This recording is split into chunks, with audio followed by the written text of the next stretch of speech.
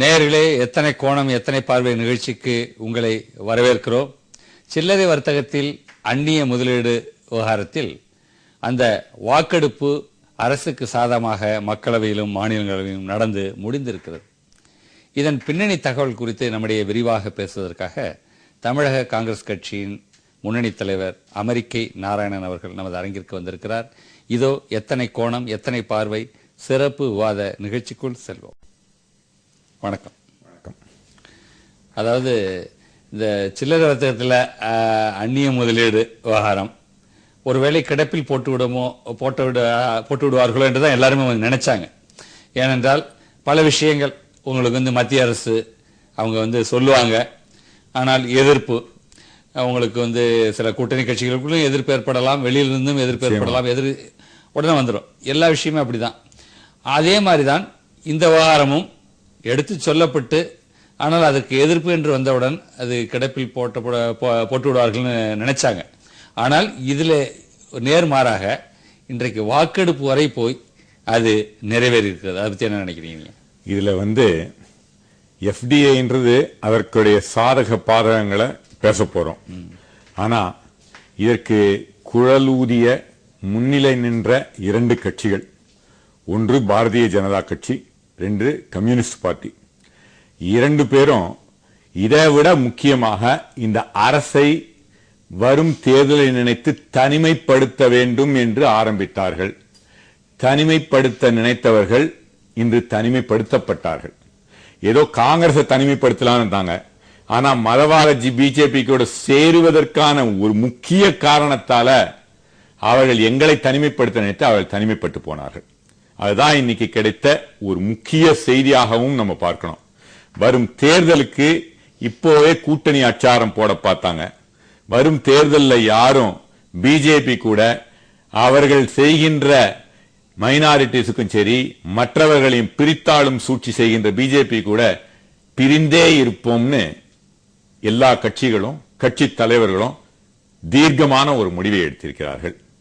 இந்த இதுல ஆரம்பிச்சு வச்சாரு. முதல் முறையாக மாநில கட்சிக்கு இந்த இது கொடுக்கப்படும். ராஜ்யசபால இதுவரைக்கும் பிரதான எதிர்கட்சி பிஜேபி தான் எப்பயும் ஆரம்பிக்கக்கூடிய பழக்க வழக்கம். அருண்ஜேட்லி தான் ஆரம்பிச்சிருக்கணும்.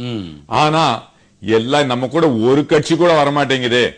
அதனால ஏதோ வருது, ஏடிஎம்கேயும் மதவாத கட்சியுடன் சேருகின்றா போல இருக்கிறதே, அவர்களை கட்டி அணைத்து பிடித்துக் கொள்ளலாம் என்ற இடத்துல இன்றைக்கு ஏடிஎம்கே கொடுத்தாங்க. அவர் என்னவோ இன்னைக்கு பேப்பர் எல்லாம் அவர் பேசின கொலவெறி பாட்டை பாடியிருக்காரு. அங்க போய் கொலவெறி பாட்டை பாடியவர் கொலை செய்யப்பட்டு இருக்கிறார்ன்றதுதான் இன்னைக்கு இது. ஆளும் கட்சிக்கு எதிராக அவர்களை கொலை செய்ய வேண்டும் என்று தூண்டி கொலைவெறியை பாடினாரு. ஆனா இன்னைக்கு அவர்கள் குத்துயிரும் கொலையுமாக அவருடைய கூட்டணி அடிபட்டு கிடைக்கிறது. தொடக்கத்திலிருந்து இந்த விவாதம் வாக்கெடுப்புடன் தான் நடத்தப்பட வேண்டும் என்பதிலே இடதுசாரி கட்சிகளும் மிக உறுதியாக இருந்தன, பாஜகவும் உறுதியாக இருந்தது. ஆக விவாதம் வேண்டும் என்று சொல்லியிருந்தால் பரவாயில்லை, நிச்சயமா. ஆனால் வாக்கெடுப்பு வேண்டும் என்பதிலே உறுதியாக இருந்ததுக்கு உள்நோக்கம் என்ன? இல்ல, இன்னொன்னு பார்க்கணும். இதுவரைக்கும் பாலிசி டிசிஷன், அரசாங்கம் கொள்கை முடிவுகளை பாராளுமன்றத்தில் வைத்து செய்ய வேண்டிய அவசியமே இல்லை. ஆனா பாராளுமன்றத்தை நடத்தாமல் செய்து, பாராளுமன்றத்தில் எந்த விதமான மூவ்மெண்ட் எல்லாம் செய்து, ஏதோ இந்த அரசாங்கம் செயல்படக்கூடாது என்ற எண்ணத்திலே முதல்ல நம்பிக்கையில்லா வாக்கெடுப்பை கொண்டு வர பார்த்தாங்க. அது தோத்துரும் தெரிஞ்சு போச்சு. அதனால அதுல பிஜேபியும் ஏடிஎம்கே போன்ற கட்சிகள்லாம் ஜகா வாங்கிட்டாங்க. அடுத்ததாக சரி இது ஓட்டெடுப்பு வந்தா இதுல தோத்தால் கூட அரசு விழாது. இருந்தாலும் கூட அரசுக்கு ஒரு இதை கொண்டு வரணும், தார்மீக பலனையும் அவமானத்தையும் கொடுக்கணும் பார்த்தாங்க. எண்ணி துணிக கருமம் துணிந்த பின் எண்ணுவோம் என்பது இழுக்குன்னு தீர்க்கமான முடிவு செய்தார் எங்களது தலைவி சோனியா காந்தி.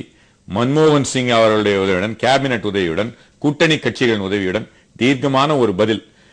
அடுத்த 2014 வரைக்கும் இந்த அரசு ஸ்திரமா இருக்கும். இன்னும் பாருங்க, இந்த பாராளுமன்றம் ஆரம்பித்த பிறகு ஏறக்குறைய இந்தியாவை, அதாவது ஒரு வருங்கால எப்படி பொருளாதாரம் இருக்குன்னு பார்க்கச்சே அதுல ஒரு முக்கியமான ஃபியூச்சர் இண்டிகேட்டர் அப்படின்றச்சே ஒரு இந்த பங்கு சந்தையை சொல்லுவாங்க. பங்கு சந்தை ஏறக்குறைய 10-15% வளர்ந்திருக்கிறது. அதாவது இந்தியா மேல நம்பிக்கை எல்லாருக்கும் வந்திருக்குது. இந்த அரசு பல நல்ல பொருளாதார சீர்திருத்தங்கள் நீங்க பாத்தீங்கன்னா கேஷ் டிரான்ஸ்பர் நேராக ஏழைகளுடைய இடைத்தரகர்கள் எப்படி இந்த நடுவுல இன்னொன்னு சொல்ல விரும்புறேன். இந்த வியாபாரிகள் நல்லவர்கள் தான், சில்லறை வியாபாரிகள் நல்லவர்கள் தான். அவர்களை தவறாக வழிநடத்தி செல்லும் இடைத்தரகமாக இருக்கும் கட்சிகள் அந்த வியாபாரி தலைவர்கள் இடைத்தரகர்களாக வியாபாரிகளை நடத்தி சொல்றாங்க. மறுபடியும் சொல்றேன், எங்க வீட்டு வாசல்ல வந்த காய்கறிக்காரரை கேட்டேன், ஏங்க இதெல்லாம் பாராளுமன்றத்தில் நிறைவேறிருக்கே என்னன்னு. அவர் சொன்னாரு, எனக்கு பயமே இல்லைங்க, ரிலையன்ஸ் இருக்குது, ஆனா அவர் உங்க வீட்டு வாசல்ல கொடுக்க முடியாது. அது பாட்டு நடந்து சில நேரங்கள் நான் ரிலையன்ஸ்லயே வாங்கிட்டு வரேங்க, கொத்தவால் செடிக்கு போய் வாங்குறது இல்ல நம்ம கோயம்பேடுக்கு போய் வாங்குறது இல்ல அப்படின்னு சொன்னாரு. அதனால விஷயம் தெரியாத பல பேர் மறுபடியும் வேப்ப மர உச்சியில் ஒண்ணு பேய் ஒண்ணு ஆடுதுன்னு விளையாட போகையில சொல்லியிருப்பாங்கன்னு சொல்லி ஏமாத்திக்கிட்டு இருக்காங்க. இததான் கம்யூனிஸ்ட் செஞ்சாங்க. நல்ல செயல்கள் வரைச்சே கம்ப்யூட்டர் ரெவல்யூஷன் வந்தது. அப்ப கம்ப்யூட்டர் கொண்டு வந்தா வேலை போயிடும். இன்னைக்கு அதனாலதான் வேலை கிடைக்குது இந்தியாவிலேயே உலகத்துல. ஆனா இல்ல இதுல பல விஷயங்கள் மத்திய அரசு கிடப்பில் போட்டிருக்கிறது பாக்கலாம். சாதாரணமா உங்களுக்கு தேசிய பாதுகாப்பு மையங்கள் அமைக்கிற ஒரு விஷயம், அதுல மாநிலங்களிலே எதிர்ப்பு கிளம்பியது. கூட்டணி கட்சிகள் மத்தியிலே கூட இது மாநில அரசினுடைய அந்த அதிகார வரம்புக்குள் தலையிடுவது, உடனே அது கிடப்பில் போட்டாங்க. இப்படி பல விஷயங்கள் கிடப்பில் போடப்பட்டிருக்கிறது. ஆனால் இந்த விஷயத்துல உறுதியாக மத்திய அரசு இல்ல. ஆனா மத்திய அரசு இன்னும் ஒண்ணு நல்ல இதுவும் செய்திருக்குன்னு நம்ம நினைச்சு பார்க்கணும். இது மாநில சுயாட்சிக்கு கிடைத்த வெற்றி. ஏன்னா மத்திய அரசு தன்னுடைய கொள்கையை எந்த மாநிலத்திலையும் திணிக்கல. இந்த எஃப்டிஐ என்றது, அதாவது சில்லறை வணிகத்தில் அந்நியர்களின் பங்கு என்பது ஒவ்வொரு மாநிலமும் தன் மாநிலத்துக்கு உகந்தா மாதிரி செய்யலாம். ஆனா எப்படி என்னுடைய சுதந்திரம் உங்க மூக்கு வரைக்குமோ அதே மாதிரி ஒரு மாநிலத்துடைய சுதந்திரம் மற்ற மாநிலம், இப்போ பஞ்சாப்ல இருக்கு, அங்க அக்ரிகல்ச்சரிஸ்டுக்கு வேணும்னு அவங்க நினைக்கிறாங்க. அப்ப எப்படி நம்ம சொல்ல முடியும் செய்யக்கூடாதுன்னு? அதை பார்த்துக்கிட்டு தமிழ்நாட்டு விவசாயிகளும் வேணும்னு சொல்லக்கூடிய காலம் வெகு தூரத்தில் இல்லைன்னு சொல்ல போனா பஞ்சாப்ல இப்ப ஆளுங்கட்சி அகாலிதளம், பாஜகவினுடைய முக்கிய கூட்டணி கட்சி ஆள்கின்ற ஒரு மாநிலம். உங்களுக்கு அதனுடைய சீஃப் மினிஸ்டர் வேணும்னு எழுதி கொடுத்திருக்காரு. அதனால இது சும்மா அது ஒரு காலகட்டம் உண்டு. அதாவது இல்ல, ஆனா உங்களுக்கு பொதுவா இன்னைக்கு எல்லாருமே ஒரு பயமுறுத்துற ஒரு விஷயம் என்னன்னா, இன்றைக்கு தொடக்கத்தில் ஒரு பயன் கிடைக்கிற மாதிரி தெரிந்தாலும் முழுக்க முழுக்க அவர்களுடைய ஆளுகைக்கு உட்பட்டு விட்டால் அதற்கு பிறகு ஒரு பொருளாதார ரீதியாக அடிமையாக மாறிவிடுவார்கள். பல சில்லறை வர்த்தக சிறு நிறுவனங்கள், சிறு வியாபாரிகள் இல்லாமல் போய்விடுவார்கள் காலப்போக்கில் சொல்றாங்க. இதுல ரெண்டு விதமா பயணம். பயப்பட வேண்டியது நம்ம இல்ல, அமெரிக்காவும் மற்ற நாடுகளும். ஏன்னா இந்த நாடுல எப்படி சைனா வளர்ச்சிக்கு ஒரு முக்கிய காரணம், அங்க வால்மார்ட் போனது. அங்க பல சைனா ப்ராடக்ட்ஸ் அமெரிக்காவை விட சீப்பாகவும் நல்ல இதுல உற்பத்தி செய்தால் சைனாவில் வாங்கி அமெரிக்காவில் வித்தாங்க. அப்போ சைனாவுடைய பொருளாதாரம் இருந்தது, வேலை வாய்ப்பு இருந்தது. அமெரிக்கா போன்ற முன்னேறிய நாடுகளில் இருந்து நமக்கு இங்க முதலீடு செய்யறவங்க இந்தியாவில நிச்சயமா நம்மளுடைய இன்னைக்கு பாத்தீங்கன்னா இன்னைக்கு துக்ளக்ல கூட ஒருத்தர் எழுதியிருக்காரு, நம்ம இங்க வாங்குற 5 ரூபாய்க்கு வாங்குற அரிசி அங்க $1.50 ஏறக்குறைய 80 ரூபாய் ஆகுது. சோ சில பொருட்களை நம்ம நல்ல இதுல தரமான பொருட்களை குறைந்த விலையில் தயாரிச்சு இங்க எக்ஸ்போர்ட் பண்ணக்கூடிய வாய்ப்பு இருக்கு. அப்போ இந்திய விவசாயிகளுக்கும் இந்திய இதுல இருக்கவங்களுக்கும் வாய்ப்பு உண்டு. ஒன்று, சுஷ்மா ஸ்வராஜ் பேசினாங்க இன்னைக்கு, அதாவது மெக்டானல்ட்ஸ் பத்தி பேசினாங்க. பொய் சொன்னாங்கன்னு சொல்லிட்டு அவங்க உடனே மெக்டானல்ட்ஸ் அறிக்கை விட்டுருக்காங்க. மெக்டானல்ட் என்ற கம்பெனி அவங்க 2010 ஆரம்பிக்கச்சே 22,000 மெட்ரிக் டன் இது உருளைக்கிழங்கு வாங்கினாங்க. 2012 இன்னைக்கு 66,000 டன், 3 மடங்கு, 2 வருடத்துல 3 மடங்கு கொள்முதல் இந்தியால உருளைக்கிழங்கு இது பண்றாங்க. நீங்க சொல்றது ஒண்ணு இருக்கு, அதாவது வெளிநாடுகள்ல முதல்ல வாங்கினப்புறம் நீங்க கேட்ட கேள்வி, அவங்க பெரிய பையர் ஆனப்புறம் அவங்க நம்மள இது பண்ணலாமான்னு. அவர்கள் ஒரு விலையை நிர்ணயித்து விட்டு அதற்குள் அவர்களை வற்புறுத்துவார்கள். நான் அதை பத்தி படிச்சேன். 2 விதம் பார்க்கணும். ஒண்ணு, நம்ம அதை ரெகுலேட் பண்ணணும். அதுல எந்த விதமான சந்தேகமானோம், நம்ம நாட்டுல வியாபாரம் செய்யறவங்க நம்ம சட்ட திட்டங்களுக்கு உட்பட்டு தான் செய்யணும். அதுல கண்காணிக்க வேண்டிய பொறுப்பு ஆளும் கட்சி, எதிர்கட்சி, நம்ம எல்லாருடைய மக்களாகிய நம்ம எல்லாருக்கும் உண்டு. அதுல ஒரு சட்டம் நிறைவேற்றுறதாலேயே எல்லாம் நம்மளுடைய இது தீர்ந்து போச்சுன்னு இல்ல, அதை நம்ம கண்காணிக்கணும். இரண்டாவதாக இன்னைக்கு அதை பத்தி நான் படிச்சேன். வால்மார்ட்ல எடுத்துக்கங்க. வால்மார்ட்ல எல்லா பிராண்ட் மத்த பிராண்டுடைய பொருட்களும் விற்கிறாங்க. அவங்களுடைய பொருள்களும் பிரைவேட் பிராண்ட் வால்மார்ட் பிராண்ட் பொருளும் போட்டு விற்கிறாங்க. வால்மார்ட் பிராண்ட் பொருளை மத்த பிராண்டை விட குறைந்த விலையில விற்கிறாங்க. அப்போ மத்தவங்களுக்கு போட்டி வருது. ஒரு பேச்சுக்கு வச்சுக்குவோம், இவங்க விலையை ஏத்திட்டாங்கன்னா மத்தவங்க விலையை குறைஞ்சிருக்க போது, அதனால வால்மார்ட் பொருளை வாங்க போறல. இன்னொரு பேச்சுக்கும் வச்சுக்குவோம், வால்மார்ட் குறைந்த விலையை கொடுத்து விவசாயிகள்கிட்ட வாங்க பாக்குறாங்கன்னா மத்தவங்க எல்லாம் அதிக விலை கொடுத்தா எல்லாம் அவங்ககிட்ட தானே விற்க போறான். It's free market. அதனால இது இன்னும் இவங்க ஒண்டித்தான் செய்ய முடியும் தெரியாது. ஆனா மனோபலி வராம பார்க்க வேண்டியது இல்ல. எம்ஆர்டிபி இன்னைக்கு கூட இருக்கு. இன்னைக்கு பாத்தீங்கன்னா சிமெண்ட் வியாபாரிகள் எல்லாம் சேர்ந்து பிரைஸ் நிர்ணயிச்சப்புறம் இந்த அரசு 60,000 கோடி 600 கோடி அவங்களுக்கு இது விதிச்சாங்க. அதனால அதை செய்ய முடியும், செய்யணும், செய்வாங்க. நம்ம பயப்பட வேண்டிய காலம் இல்லை. நிச்சயமாக இதை பற்றி தொடர்ந்து பேசலாம். நேரிலே எத்தனை கோணம் எத்தனை பார்வை தற்போது மீண்டும் தொடரலாம். இதுல இந்த சில்லறை வர்த்தகத்தில் அந்நிய முதலீடு விவகாரத்தை பொறுத்தவரை கங்கணம் கட்டி கொண்டு எதிர்க்கட்சிகள் எதிர்க்கின்றன. பாஜக கூட எங்களுக்கு நாங்கள் பிரதான எதிர்க்கட்சி என்பதற்காக எதிர்க்கவில்லை, முழுக்க முழுக்க மக்கள் மீது உள்ள அக்கறையினால் எதிர்க்கிறோம். நாங்க 2004 தேர்தலிலே தேர்தல் அறிக்கையிலே அதை போட்டோமே தவிர அந்த 26% அந்த பங்கை பற்றி நாங்கள், ஆனால் 2009 நாங்கள் அது சரியில்லை, நாங்கள் ஆராய்ந்து விட்டு அதை அனுமதிக்க கூடாது என்று 2009 நாங்கள் அதை நாங்கள் குறிப்பிடலாம் சொல்றாங்க. ஆனால் அப்படி இருக்கும்போது இன்றைக்கு பாஜக முழுக்க முழுக்க ஏன் முதலில் அதை கொண்டு வந்தார்கள் என்ற கேள்வி அதனால் எழுகிறது. ஆனால் இப்பொழுது நாங்கள் 2009 போடவில்லை, இப்பொழுது காங்கிரஸ் போட்டிருக்கிறது, ஆகவே எங்களை போல தீர ஆராய்ந்து செயல்படவில்லைன்னு ஒரு குற்றச்சாட்டு அவங்க சொல்றாங்க. அவங்க எந்த நேரத்துல எதை செய்யறதுன்னு ஒரு இது இல்லாம தெளிவு இல்லாம இருக்காங்க. ஏறக்குறைய ஒரு துக்ளக் தர்பாரா இருக்காங்கன்னு நினைக்கிறேன். அதற்கு காலம் கனிந்து வரைச்சே செய்யணும். இது மாதிரிதான் நியூக்ளியர் இஷ்யூ எடுத்துக்கோங்க. நியூக்ளியர் எதிர்த்தாங்க, கம்யூனிஸ்ட் எதிர்த்தாங்க, ஏன் நம்ம ஏடிஎம்கே கூட எதிர்த்தாங்க. ஆனா இன்னைக்கு ஏடிஎம்கே எப்படாப்பா கூடங்குளத்தையே எதிர்த்தாங்க. ஆனா கூடங்குளத்துல எப்படாப்பா பவர் வர போறது ஏடிஎம்கே, அந்த கம்யூனிஸ்டே தமிழ்நாடு கம்யூனிஸ்ட் ஆதரிக்கிறாங்க. அதே போல 2004 எதிர்த்தாங்கன்னு சொல்றாங்க. 2009 எடுத்துட்டாங்கல்ல, அப்ப அவங்க ஜெயிச்சிருக்கணும்ல, ஏன் ஜெயிக்கல? அதாவது எதை எதை எப்ப செய்யணும்னு தெளிவாக ஒரு லீடர்ஷிப் கிடையாது. லீடர்ஷிப் இல்லாத கட்சியா இருக்கு. அதனால அவங்க தெளிவில்லாம பேசுறாங்க. இதேதான் நியூக்ளியர் இஷ்யூ வச்சுக்கிட்டு போன எலெக்ஷன் ஜெயிச்சிட முடியும்னு பார்த்தாங்க. நாங்க செய்தது தொலைநோக்கு.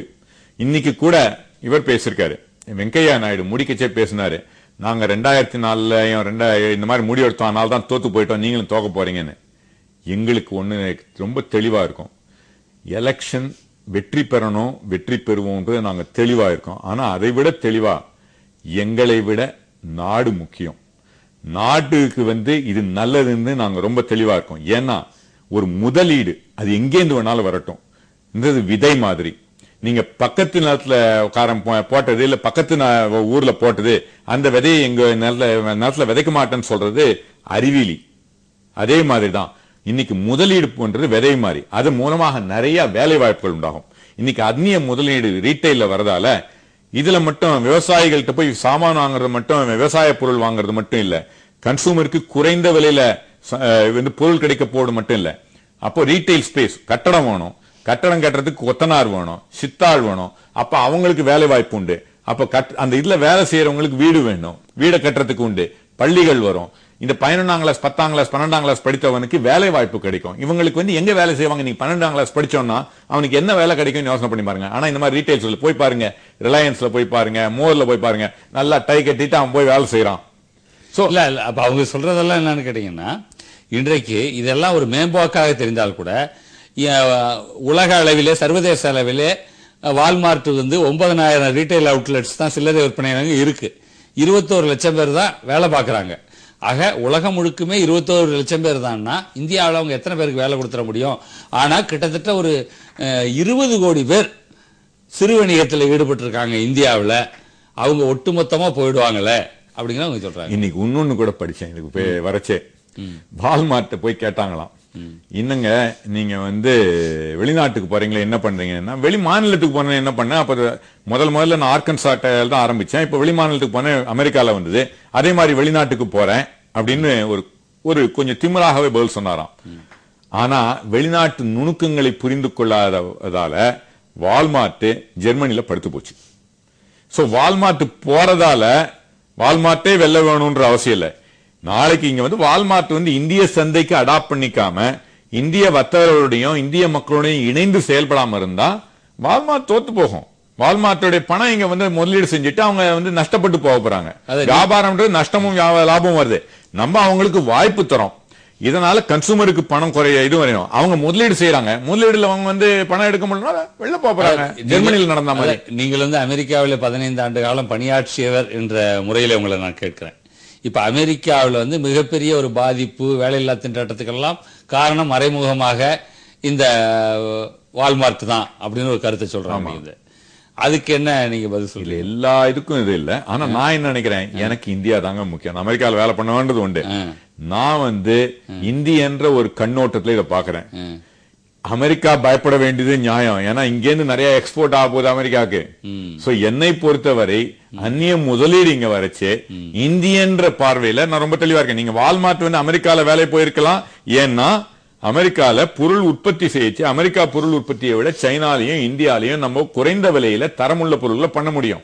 ஏன்னா நம்மளுடைய லேபர் காஸ்ட் குறைச்சல், நம்மளுடைய லேண்ட் காஸ்ட் குறைச்சல் அமெரிக்கா ஒப்பிடுச்சு. இதையெல்லாம் பார்க்கச்சே நம்ம அதனால செய்ய முடியும். சோ சர்வீஸ் ஓரியன்டட் இண்டஸ்ட்ரியில உலகம் வந்து ஒரு சின்ன ஒரு வில்லேஜ் கிராமமா மாறிக்கிட்டு மோட்டார் இண்டஸ்ட்ரியே பாத்தீங்கன்னா ஜப்பான் போட்டி போட முடியல, இந்தியா கூட போற முடியல. இப்ப இந்தியா வரது அப்படிதான். இந்தியால கார் நீங்க நல்லா கொண்டு வந்தீங்க. கார் இண்டஸ்ட்ரி வரைச்சு எல்லாம் இந்திய கார்கள் எல்லாம் படுத்து போயிருந்தாங்க. இன்னைக்கு இந்திய கார் மஹேந்திராவா இருக்கட்டும் டாட்டாவா இருக்கட்டும் உலகமே பார்க்குது. ஒண்ணும் கேட்டா மஹேந்திரா போய் ஜாகுவாரை வாங்கிட்டாங்க. இன்னைக்கு இந்தியா வந்து வெளிநாடுகள்ல முதலீடு செய்யுது. அதனால இந்தியர்களுக்கு வெளிநாடுகள்ல வேலை வாய்ப்பு கிடைக்க இது வருது. இந்தியாவுடைய தரம் உயருது.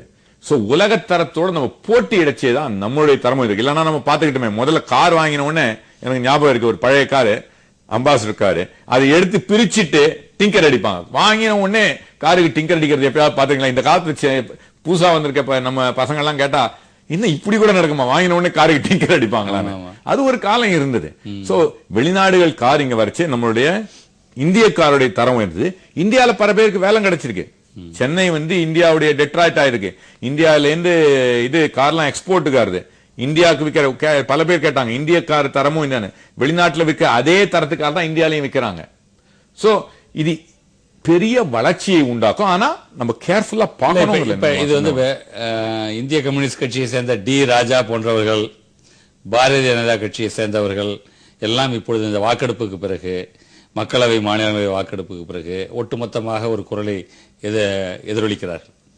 இது அரசுக்கு தார்மீக ரீதியிலான தோல்வி. எண்ணிக்கை அடிப்படையில் வெற்றி அடைந்திருக்கலாம், ஆனால் 14 கட்சிகள் எதிர்த்தன, 13 கட்சிகள் எதிர்த்தன, எல்லாம் இந்த கணக்கை எல்லாம் சொல்லி இது வந்து ஒரு தார்மீக ரீதியில் தோல்வி, இது வந்து கொள்கை அளவில் தோல்வின்னு எல்லாம் சொல்றாங்க. அவங்களுக்கு வந்து அதுங்க ஒரு அரசியல், இது பாலிடிக்ஸ் தான். ஏன்னா இல்ல அவங்க வந்து பொருளாதாரத்தை பார்க்கல. ஏன்னா பொருளாதாரத்தை பொறுத்த வரைக்கும் அவங்களுக்கே கிளியரா இருக்கு. எப்படி அவங்க கம்ப்யூட்டர் பத்தி சொன்னது நான் காங்கிரஸ் சொன்னதுதான் சரியானது, கம்யூனிஸ்ட் சொன்னது சரியால. நியூக்ளியர் இதை பத்தி காங்கிரஸ் சொன்னதுதான் சரியா இருந்தது. காலம் நாங்கள் செய்வதெல்லாம் சரின்னு சொல்லும். ஆனா இதுல அவங்க பொருளாதாரத்தையோ சிறு வியாபாரிகள் நலனையோ இல்ல அவங்க 4 கோடியுடைய வியாபாரிகளுடைய பெயரை சொல்லி 120 கோடி கன்சூமர்ஸ் நுகர்வோர்கள் பொருள் வாங்குறவங்களை ஏமாத்த பார்த்தாங்க. 70 கோடி விவசாயிகளை ஏமாத்த, இதெல்லாம் அவங்க பார்க்கல. அவங்க பார்த்ததெல்லாம் இல்ல அரசியல் தான். காங்கிரஸை தனிமைப்படுத்த வேண்டும். வருங்காலத்துல காங்கிரஸ் வந்து என்ன இன்னொரு 18 மாதம் இருக்குது யாருக்குரிய எலெக்ஷனுக்கு. இந்த 18 மாதத்துல இந்தியாவுடைய பொருளாதாரம் வளர்ச்சி செய்யாம மந்தத்தை கொண்டு போனோம். ஏன்னா அதுதான் ஒரு 1.5 வருடம் பண்ணி பார்த்தாங்க. அதனாலதான் நாங்க வந்து ஏறக்குறைய 10% அளவுல போயிருக்கின்ற பொருளாதார வளர்ச்சி இன்னைக்கு 6.2%, 6% குறைந்ததற்கு முக்கிய காரணமே அரசை இயங்க விடாம செஞ்சது. இன்னும் இயங்க விடாம செஞ்சா பொருளாதார, அதாவது நாங்க நினைச்சோம் சாவது நாங்களாக இருந்தாலும் வாழ்வது நாடாக இருக்கணும். அவங்க சாவது நாடாக இருந்தாலும் நாங்க வாழ்வது எங்க கட்சியில் மட்டும்தான் இருக்கணும் அப்படின்னு நினைச்சுக்கிட்டு இந்திய பொருளாதாரத்தை சீர்குலைத்து பார்த்தாங்க. இதுல பல அந்நிய சக்திகளும் அவர்களுக்கு துணை போச்சு. இதையெல்லாம் மாறி பிரதமர் மன்மோகன் சிங்கே அண்டர் அச்சீவர் என்றெல்லாம் உங்களுக்கு சில அமெரிக்க ஏடுகள் எல்லாம் எல்லாம் உங்களுக்கு பேசிட்டீங்க. இன்னைக்கு பாத்தீங்கல்ல, அதாவது பேச வேண்டிய அவசியமே இல்ல. செயல் வீரர் எப்படி கர்ம வீரர் காமராஜர் கூட அதிகமா பேசினது கிடையாது. இல்ல இப்பொழுது செயல்பாடுதான். இல்ல இப்ப காங்கிரஸ் மீது நேரடியாக சாட்டப்படும் குற்றச்சாட்டு என்பதால் காங்கிரஸ் என்பது இந்தியா சுதந்திரம் பெறுவதற்காக சுதேசி இயக்கத்திற்காக போராடிய கட்சி. அந்நிய பொருள்களை காந்தியினுடைய தலைமையிலே அந்த அந்நிய துணிகளை எல்லாம் போட்டு கொளுத்திய கட்சி. இன்றைக்கு ஒவ்வொன்றாக அது எல்லா துறையிலும் சரி, சில்லறை வர்த்தகத்திலும் சரி, ஊடகத்துறையிலும் சரி, தொலைத்தொடர்பு துறையிலும் சரி, இப்படி அந்நிய முதலீடுகளை வரவேற்கலாமா என்று ஒரு கேள்வி கேட்கிறார்கள். அடுத்ததாக உங்களுக்கு இந்த மாதிரி விஷயங்கள் 91 தற்போதைய பாரத பிரதமர் நிதியமைச்சராக இருந்தபோது கொண்டு அறிமுகப்படுத்தப்பட்ட இந்த கொள்கை, தாராளமயமாக்கல் கொள்கை, ஓரளவு நேர்மறையான பலனை தான் தந்திருக்கிறது. அதே உத்தரவாதத்தை இதற்கும் தர முடியுமா? அதாவதுங்க, நாங்க அது முதல்ல இந்த சுதேசி கொள்கையை பத்தி பேசுறேன். நான் பெருமையோடு சொல்றேன், இன்னைக்கு கதர் தான் போட்டுட்டு வந்திருக்கேன், ரைட்டா? ஆனா கதர் போட்டதால நான் இன்னும் பஞ்சகச்ச வேட்டியை மட்டும் கட்டிக்கிட்டு முடிய வரல. அதையும் கட்டிக்கிறேன், கட்டிக்காம இல்ல. அதனால பழமையும் புதுமையும் சேர்ந்து இருக்கணும். நீங்க இன்னைக்கு நல்லா சூட்டு தான் போட்டிருக்கீங்க, நீங்க வேட்டி சட்டை போட்டு உட்காரல. அதனால நீங்க வேட்டி சட்டை போடாதவர்னு சொல்ல முடியாது. அதுக்காக எப்ப பாரு எதையே செஞ்சு, இன்னைக்கு நான் சின்ன குழந்தையில நான் அம்மா கொடுத்த பாலை தான் குடிச்சுக்கிட்டு இருந்தேன். ஆனா அதையேவா ஒண்ணு இப்ப குடிக்க முடியும்? வளர்ந்த இளைஞன் நான். அப்புறம் காலம் மாறுதுங்க. நான் இன்னைக்கு இந்தியா ஒரு தன்னம்பிக்கை உள்ள வாலிபனாக உலகமே எதிர்பார்த்து இந்த யூத் டிவிடெண்ட் சொல்றாங்க, பார்க்கக்கூடியது இருக்கு. அதற்கு நம்ம உலகத்தை அனுசரிச்சு போனோம், உலகம் நம்ம அனுசரிச்சு போகும். உலகத்தை நம்ம நடைபெற செய்யணும். அப்போ அந்த டெக்னாலஜி உலகத்தோடு சேர்ந்து வாழ்ந்து நம்ம அவங்களை லீட் பண்ணக்கூடிய திறமையை வளர்த்துக்கணும்.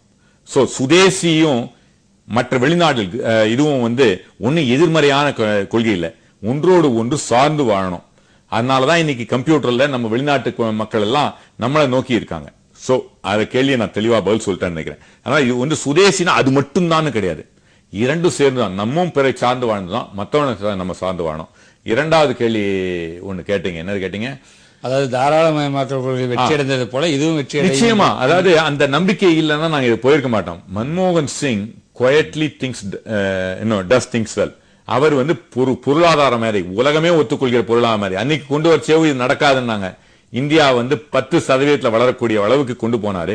அதே போல கவலையே பட வேண்டாம், நாங்கள் தொடர்ந்து ஆட்சிக்கு வந்தால் இதை அடுத்த ஒரு 5 வருட பின்னோக்கி பார்க்கச்சே, நீங்க இவ்வளவு இதற்கு பிறகும் எப்படி ஒரு தீர்க்க தரிசனமான செயல்களை செய்தாலும் நீங்களும் பொதுமக்களும் எதிர்கட்சிகளும் எங்களை பாராட்டுவதில் எந்த விதமான சந்தேகமும் வேண்டாம்.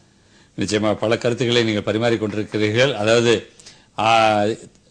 இந்தியாவினுடைய முதல் பிரதமராக இருந்த ஜவஹர்லால் நேரு அவர்கள் மிக்சட் எக்கனாமி என்று சொல்லக்கூடிய ஒரு கலப்பு பொருளாதாரம், பொதுத்துறையும் தனியார் துறையும் இணைந்த ஒரு பொருளாதார திட்டத்தை செம்மையாக செயல்படுத்தி காட்டினார்.